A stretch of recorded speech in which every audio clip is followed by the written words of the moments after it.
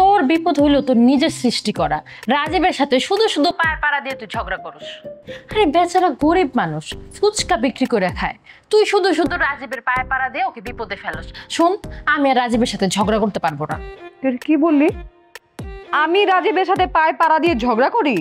Julie, এটা কি শুনতেছি আমি তোর মুখে? রাজীবের জন্য এত দরদ? হ্যাঁ, আগে তো দেখি নাই। রাজীব যা বলে সব সত্যি? হ্যাঁ, তুই আবার ওই রাজীবের প্রেমে টেমে পড়স নাই তো?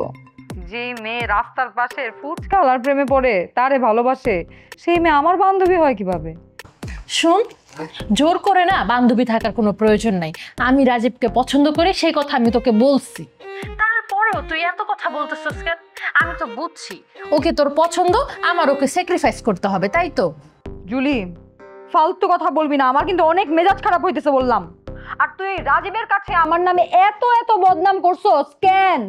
ছোটখাটো দুই একটা বদনাম না করলে ওই ছেলে কিভাবে আমাকে বিশ্বাস করতো? ও তো মনে করতো যে সত্যি সত্যি বিপদে ফেলার জন্য আমি এগুলো বলতেছি, এই কারণে একটু টুকটাক মাইরা দিছি।